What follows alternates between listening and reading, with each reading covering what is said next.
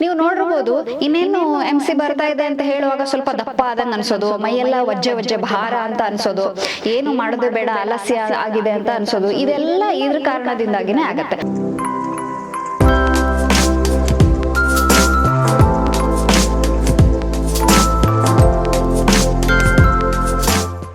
ಎಲ್ಲರಿಗೂ ನಮಸ್ಕಾರ.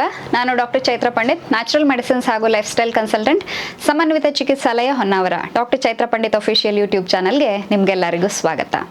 ಈ ಮಹಿಳೆಯರಲ್ಲಿ ಮುಟ್ಟಾಗೋದಕ್ಕಿಂತ ಒಂದು ವಾರ ಮುಂಚೆ ಅಥವಾ ಒಂದು 10 ದಿನಗಳ ಮುಂಚೆ ಅವರಲ್ಲಿ ಆಗುವಂತಹ ದೈಹಿಕ ಮತ್ತು ಮಾನಸಿಕ ಬದಲಾವಣೆಗಳು ಏನಿದೆ ಅಲ್ವಾ, ಇದನ್ನು ನಾವು PMS ಅಥವಾ ಪ್ರೀ ಮೆನ್ಸ್ಟ್ರುವಲ್ ಸಿಂಡ್ರೋಮ್ ಅಂತ ಹೇಳಿ ಕರಿತೀವಿ. ಸೊ ಈ ಪ್ರೀ ಮೆನ್ಸ್ಟ್ರುವಲ್ ಸಿಂಡ್ರೋಮಲ್ಲಿ ಇದು ಹಾರ್ಮೋನಿನ ಒಂದು ವೇರಿಯೇಷನ್ನಿಂದಾಗಿ ಅಥವಾ ವ್ಯತ್ಯಾಸದಿಂದಾಗಿ ಆಗುವಂಥದ್ದಾಗಿದೆ. ಏನಪ್ಪ ಇದ್ರ ಲಕ್ಷಣ ಅಂತ ಕೇಳಿದ್ರೆ, ಮೇ ಬಿ ಹೊಟ್ಟೆ ಉಬ್ಬರ ಆಗುವಂಥದ್ದು ಅಥವಾ ಬ್ಲೋಟಿಂಗ್ ಅಂತ ಹೇಳ್ತೀವಿ, ಗ್ಯಾಸ್ ತುಂಬುವಂಥದ್ದು, ಒಂಥರ ಮೈಯಲ್ಲೆಲ್ಲ ಆಯಾಸ, ನಿಶಕ್ತಿ, ಕಾಲುಗಳಲ್ಲಿ ಒಂಥರ ಕಾಲು ಸೆಳೆತ, ಕಾಲು ಜುಮ್ ಅನ್ನೋವಂಥದ್ದು, ಅಥವಾ ತುಂಬ ಸುಸ್ತಾಗ್ಬಿಡೋವಂಥದ್ದು, ಇಲ್ಲ ಅಂತಂದರೆ ಮಾನಸಿಕವಾಗಿ ಒಂಥರ ಭಯ, ನೋವು, ಖಿನ್ನತೆ, ಡಿಪ್ರೆಷನ್ನು ಅಥವಾ ಉದ್ವೇಗ, ಈ ಎಲ್ಲ ಒಂದು ಹಂತಗಳನ್ನು ಅವಳು ಈ ದಿನಗಳಲ್ಲಿ ಏನು PMS ಅಂತ ಹೇಳ್ತೀವಿ ಅಥವಾ ಮುಟ್ಟಾಗೋದಕ್ಕಿಂತ ಒಂದು ವಾರ ಮುಂಚೆ ಅಥವಾ ಒಂದು 10 ದಿನಗಳ ಮುಂಚೆ ಆಕೆ ಇದನ್ನು ಅನುಭವಿಸ್ತಾ ಬರ್ತಾಳೆ. ಮತ್ತು ಇನ್ನೊಂದು ವೆರಿ ಇಂಪಾರ್ಟೆಂಟ್, ಸಿವಿಯರ್ ಕ್ರೇವಿಂಗ್ ಅಂತಂದರೆ ಏನು ಕಂಡ್ರೂ ತಿಂದ್ಬಿಡಬೇಕು ಅಂತ ಹೇಳೋವಂಥದ್ದು. ಸ್ಪೆಷಲಿ ಚಾಕ್ಲೇಟ್ಸು, ಪೇಸ್ಟ್ರೀಸು, ಕೆಲವೊಬ್ಬರಿಗೆ ಏನು ಜಂಕ್ ಫುಡ್ಸು, ಪ್ರೊಸೆಸ್ಡ್ ಫುಡ್ಸು, ಕೆಲವೊಬ್ಬರಿಗೆ ಐಸ್ ಕ್ರೀಮ್ಸು. ಸೊ ಒಬ್ಬೊಬ್ಬರಿಗೆ ಒಂದೊಂದು ಥರ ಇರುತ್ತೆ ಅದು. ಸೊ ಏನು ಎದುರಿಗೆ ಕಾಣಿಸುತ್ತೋ ಅದನ್ನೆಲ್ಲ ತಿಂದು ಬಿಡಬೇಕು ಅಂತ ಹೇಳುವಂಥ ಸಿಕ್ಕಾಪಟ್ಟೆ ಸಿವಿಯರ್ ಕ್ರೇವಿಂಗ್ ಕೂಡ ಆಗುವಂಥದ್ದು ಈ ಒಂದು ಸಂದರ್ಭದಲ್ಲಿ ಆಗತ್ತೆ. ಅದಕ್ಕೆ ಯಾವುದು ನಾವು ಇದನ್ನು ಹೇಗೆ ಮ್ಯಾನೇಜ್ ಮಾಡ್ಬೋದು ಅಥವಾ ಹೇಗೆ ಒಂಥರ ನ್ಯಾಚುರಲ್ ಪರಿಹಾರಗಳನ್ನು ಯಾವ ರೀತಿ ಮಾಡಿಕೊಂಡ್ರೆ ಈ ಹಾರ್ಮೋನ್ ಏರುಪೇರನ್ನು ನಾವು ಜಾಸ್ತಿ ಬದಲಾವಣೆ ಮಾಡಲಿಕ್ಕೆ ಆಗದೇ ಇದ್ದರೂ ಅಟ್ಲೀಸ್ಟ್ ಅದರಿಂದ ಆಗುವಂತಹ ಪ್ರಭಾವಗಳು ಅಂತಂದರೆ ನಮ್ಮಲ್ಲಿ ಕಾಣಿಸ್ಕೊಳ್ಳುವಂಥ ಈ ಲಕ್ಷಣಗಳನ್ನು ಅಟ್ಲೀಸ್ಟ್ ಸ್ವಲ್ಪ ಮಟ್ಟಿಗಾದರೂ ನಾವು ತಗ್ಗಿಸ್ಕೊಂಡು ಅದರಿಂದ ಒಂಥರ ಆರಾಮವಾಗಿ ಆ ದಿನಗಳನ್ನು ಕಳೆಯೋ ಹಾಗೆ ಹೇಗೆ ಮಾಡ್ಕೊಳ್ಬಹುದು ಅಂತ ಹೇಳುವಂಥದ್ದನ್ನು ಇವತ್ತಿನ ಈ ವಿಡಿಯೋದಲ್ಲಿ ನಾನು ನಿಮಗೆ ತಿಳಿಸ್ಕೊಡ್ತಾ ಹೋಗ್ತೀನಿ. ಸೊ ಮೊಟ್ಟ ಮೊದಲನೇದಾಗಿ ಏನು ಬದಲಾವಣೆ ಮಾಡ್ಕೊಳ್ಬೇಕು ನೋಡಿ, 2 ರೀತಿ ಬದಲಾವಣೆಯನ್ನು ಮಾಡ್ಕೊಳ್ಬಹುದು. ಏನಪ್ಪ ಅಂತಂದರೆ, ಒಂದು ಆಹಾರದಲ್ಲಿ ಬದಲಾವಣೆ ಮಾಡ್ಕೊಳ್ಳೋದು. ಆಹಾರದಲ್ಲಿ ಏನು, ಅತಿ ಮುಖ್ಯವಾಗಿ ಸೋಡಿಯಮ್ಮನ್ನು ಕಡಿಮೆ ಮಾಡಬೇಕು. ಸೋಡಿಯಂ ಪ್ರಮಾಣವನ್ನು ಎಲ್ಲಿಂದ ಅಂತ ಕೇಳಿದರೆ, ಉಪ್ಪು, ಮೇಲುಪ್ಪು ಏನು ನಾವು ಸೇವಿಸ್ತೀವಿ ಅಥವಾ ಈ ಉಪ್ಪಿನಕಾಯಿ, ನಾನು ಹೇಳಿದ್ನಲ್ಲ ಪ್ಯಾಕೆಟ್ಸಿಂದ ಬರೋವಂಥದ್ದು ಚಿಪ್ಸು, ಅದು ಇದು ಅಂಥೇಳಿ ಏನು ಪ್ರೊಸೆಸ್ಡ್ ಫುಡ್ ಇರುತ್ತೋ ಅದೆಲ್ಲ ಎಕ್ಸ್ಟ್ರಾ ಲೋಡೆಡ್ ಉಪ್ಪಿನ ಜೊತೆಗೆ ಬರುತ್ತೆ. ಸೊ ಹಾಗಾಗಿ ಈ ಉಪ್ಪಿನ ಅಂಶ ಹೆಚ್ಚಿರುವಂಥ ಆಹಾರ ಪದಾರ್ಥಗಳನ್ನು ಸೇವಿಸ್ತಾ ಹೋದಷ್ಟು ವಾಟರ್ ರಿಟೆನ್ಷನ್ ಆಗುತ್ತೆ ಬಾಡಿಯಲ್ಲಿ. ನೀವು ನೋಡಿರ್ಬೋದು ಇನ್ನೇನು MC ಬರ್ತಾ ಇದೆ ಅಂತ ಹೇಳುವಾಗ ಸ್ವಲ್ಪ ದಪ್ಪ ಆದಂಗೆ ಅನ್ಸೋದು, ಮೈಯೆಲ್ಲ ವಜ್ಜೆ ಭಾರ ಅಂತ ಅನ್ಸೋದು, ಏನು ಮಾಡೋದು ಬೇಡ ಆಲಸ್ಯ ಆಗಿದೆ ಅಂತ ಅನ್ಸೋದು, ಇದೆಲ್ಲ ಇದ್ರ ಕಾರಣದಿಂದಾಗಿನೇ ಆಗತ್ತೆ. ಸೊ ಆದ್ರಿಂದ ನೀವೇನ್ ಮಾಡ್ಬೇಕಪ್ಪ ಅಂತಂದ್ರೆ, ಆದಷ್ಟು ಉಪ್ಪಿನ ಪ್ರಮಾಣವನ್ನು ಕಡಿಮೆ ಮಾಡ್ತಾ ಬಂದ್ರೆ ವಾಟರ್ ರಿಟೆನ್ಷನ್ ಆಗೋದು ತಪ್ಪತ್ತೆ. ಮತ್ತೆ ಈ ರೀತಿ ಮೈಯಲ್ಲಿ ಭಾರ ಅನ್ಸೋದು ಅಥವಾ ತೂಕ ಹೆಚ್ಚಾದಂಗೆ ಅನ್ಸೋದು, ಇದನ್ನೆಲ್ಲ ನಾವು ಕಡಿಮೆ ಮಾಡ್ಕೊಳ್ಬೋದು. ಸೊ ಹಾಗಾಗಿ ಈ ಕ್ರೇವಿಂಗ್ಸನ್ನು ಕೂಡ ಕಡಿಮೆ ಮಾಡ್ಕೊಳ್ಳೋದಕ್ಕೂ ಇದು ಸಹಾಯವನ್ನು ಮಾಡುತ್ತೆ. ಸೋಡಿಯಮನ್ನು ಕಡಿಮೆ ಮಾಡಿ ಅಥವಾ ಉಪ್ಪಿನಂಶ ಇರುವಂತಹ ಎಲ್ಲ ಪದಾರ್ಥಗಳನ್ನು ನೀವು ಕಡಿಮೆ ಮಾಡ್ಕೊಳ್ಳೋದ್ರಿಂದ ಇದು ನಿಮ್ಮನ್ನು ಈ PMS ಸಿಂಪ್ಟಮ್ಸನ್ನು ಕಡಿಮೆ ಮಾಡ್ಕೊಳ್ಳೋದಕ್ಕೆ ಅತ್ಯಂತ ಸಹಾಯವನ್ನು ಮಾಡುತ್ತೆ. ಇನ್ನು ಎರಡನೇದೇನಪ್ಪ ಅಂತಂದರೆ, ಸಂಕೀರ್ಣ ಅಥವಾ ಕಾಂಪ್ಲೆಕ್ಸ್ ಕಾರ್ಬೋಹೈಡ್ರೇಟ್ ಅಂತ ಹೇಳ್ತೀವಿ.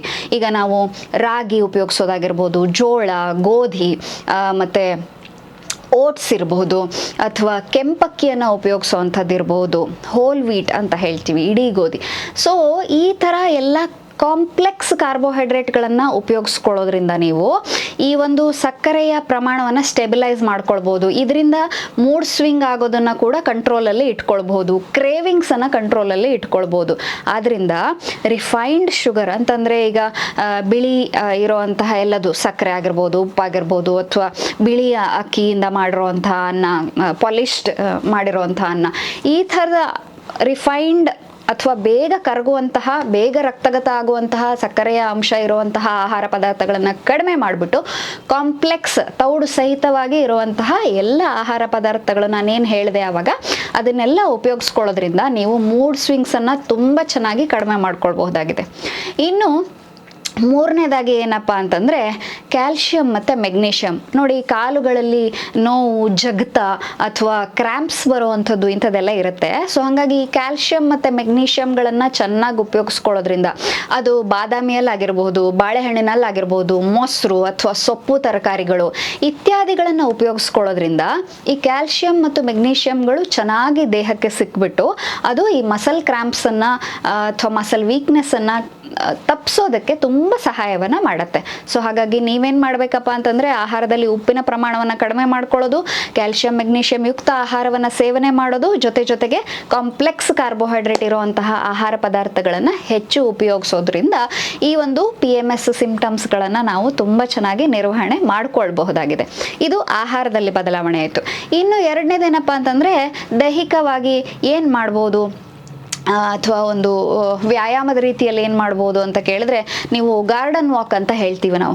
ಸುಮ್ಮನೆ ಸಾಯಂಕಾಲ ಒಂದು ಹತ್ತಿರದಲ್ಲಿ ಏನಾದರೂ ಒಂದು ಗಾರ್ಡನ್ ಇದ್ದರೆ ಅಥವಾ ಪ್ಲೇನ್ ಸರ್ಫೇಸ್ ಇದ್ದರೆ ಜಸ್ಟ್ ಒಂದು ವಾಕಿಂಗ್ ಹೋಗಿ ಬನ್ನಿ, ಅಥವಾ ಯೋಗ ಅಭ್ಯಾಸ ಮಾಡಿ, ಪ್ರಾಣಾಯಾಮಗಳ ಅಭ್ಯಾಸ ಮಾಡಿ. ಇದರಿಂದ ಏನಾಗುತ್ತಪ್ಪ ಅಂತಂದರೆ ಮಾನಸಿಕ ಸ್ಥಿರತೆ ತುಂಬ ಚೆನ್ನಾಗಿ ಬರುತ್ತೆ. ಆ ಏರುಪೇರಾಗುವಂಥದ್ದು, ಟೆನ್ಷನು, ಸ್ಟ್ರೆಸ್ಸು, ನಿದ್ರೆ ಬರಲ್ಲ, ಇಂಥದನ್ನೆಲ್ಲ ಇದು ಕಡಿಮೆ ಮಾಡಿಕೊಡುತ್ತೆ. ಮಾನಸಿಕ ಉದ್ವೇಗವನ್ನು ಕಮ್ಮಿ ಮಾಡುತ್ತೆ. ಸೊ ಅದರಿಂದ ಈ ರೀತಿಯ ಒಂದು ಅಡಾಪ್ಟೇಷನ್, ಬದಲಾವಣೆಗಳನ್ನು ನೀವು ಮಾಡ್ಕೊಳ್ಳೋದ್ರಿಂದ, ಏನು ಆಹಾರದಲ್ಲಿ ಬದಲಾವಣೆ ಮತ್ತು ಕೆಲವೊಂದು ಲಘು ವ್ಯಾಯಾಮಗಳು ಇಂಥದನ್ನು ನೀವು ಅಭ್ಯಾಸ ಮಾಡೋದ್ರಿಂದ ಏನಾಗತ್ತಪ್ಪ, ಈ ಪೀರಿಯಡ್ಸ್ ಬರೋಕ್ಕಿಂತ ಮುನ್ನಾ ದಿನದಲ್ಲಿ ಬರುವಂತಹ ಎಲ್ಲ ಸಿಂಪ್ಟಮ್ಸ್ಗಳು, ಗ್ಯಾಸೋ, ಬ್ಲೋಟಿಂಗೋ ಅಥವಾ ಜೀರ್ಣ ಆಗದೆ ಇರೋದು, ವಾಕರ್ಕೆ ಬಂದಂಗೆ ಆಗೋದು, ತುಂಬ ಕ್ರೇವಿಂಗ್ಸು, ಸಿಟ್ಟು, ಭಯ, ಕೋಪ, ಉದ್ವೇಗ, ಖಿನ್ನತೆ ಏನೇನಿದೆಯಲ್ಲ ಅದೆಲ್ಲದನ್ನು ಇದು ನಿರ್ವಹಣೆ ಮಾಡೋದಕ್ಕೆ ತುಂಬ ಚೆನ್ನಾಗಿ ಸಹಾಯವನ್ನು ಮಾಡುತ್ತೆ. ಸೊ ಹಾಗಾಗಿ ಎಲ್ಲ ಮಹಿಳೆಯರೂ ಯಾರ್ಯಾರು ಈ ಪೀರಿಯಡ್ ಸೈಕಲಲ್ಲಿ ಹೋಗ್ತಾ ಇದ್ದೀರೋ ಅವರೆಲ್ಲರೂ ಇದನ್ನು ಫಾಲೋ ಮಾಡಿ. ಇದರಿಂದ ನೀವು ನಿಮ್ಮ ಆ ಒಂದು ಮಂತ್ಲಿ ಸೈಕಲ್ ಟೈಮಲ್ಲಿ ಆಗುವಂತಹ ಎಲ್ಲ ಉಲ್ಬಣಗಳನ್ನು, ಉದ್ವೇಗಗಳನ್ನು ಆರಾಮಾಗಿ ನಿರ್ವಹಣೆ ಮಾಡ್ಕೊಳ್ಬಹುದು. ಸೊ ಇಂಥದ್ದೇ ಹಲವಾರು ಮಾಹಿತಿಯುಕ್ತ ವಿಡಿಯೋದೊಂದಿಗೆ ನಾನು ನಿಮ್ಮನ್ನು ಮುಂದಿನ ವಿಡಿಯೋದಲ್ಲಿ ಭೇಟಿ ಆಗ್ತೇನೆ. ಅಲ್ಲಿವರೆಗೆ ಆರೋಗ್ಯವಾಗಿರಿ, ನಗ್ನಗ್ತಾ ಇರಿ, ಕ್ರೇವಿಂಗ್ಸನ್ನು ಕಡಿಮೆ ಮಾಡ್ಕೊಳ್ಳಿ, ಉಪ್ಪನ್ನು ಕಡಿಮೆ ಮಾಡಿ. ಇದರಿಂದಾಗಿ ನಿಮ್ಮ ಆರೋಗ್ಯ ಇನ್ನೂ ಅಧಿಕವಾಗುತ್ತೆ. ನಮಸ್ಕಾರ.